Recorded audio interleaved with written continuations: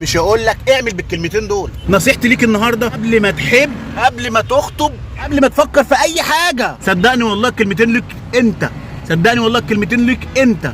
اتعلمت ما اتعلمتش برضك اهو ليك، انا مالي انت او انت. قبل ناسب حاسب يعني ايه يا عم احمد؟ فهمك عشان انت صعب تفهيمك. قبل ما تحب، قبل ما تخطب، قبل ما تتجوز، قبل اي حاجه اعرف ان الشخص اللي معاك بيحبك، بيصونك، خاف عليك، بيحتويك، عشان ما تجيش في الخطوبه تقول لا ما بيسالش، في الجواز ده ما بيعبرش، في اي حاجه لازم تفهم اللي الشخص في اول العلاقه بيبقى عامل ازاي معاك. لما بيحبك 100% انت بعد الخطوبه 90%، بعد الجواز 80%، بعد ما تجيب عيال والكلبازي كده 50%. يا عم احمد كل حاجه في المية، انا بقول لك شبه كده. بعض البنات بتقع في كل اي حاجه، حبيبها خاطبها يجي يقول لها يا بت انا بحبك انا بموت فيكي، ده قبل الخطوبه، ده انا هجيب لك حته من السما كده. هو كده تفشر يالا، يعني ايه حته من السما؟ انت عبيط يا انت، ربنا يالا استغفر الله العظيم يا رب.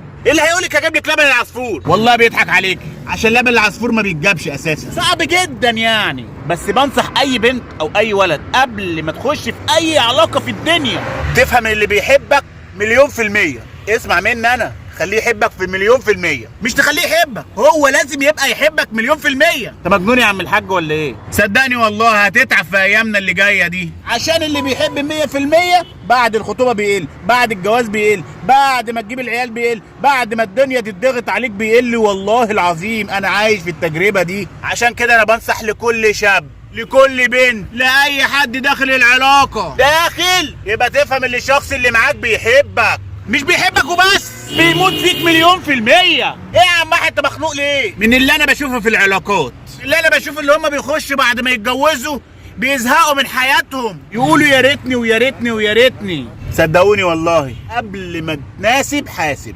احلى مسا عليك يا صاحبي.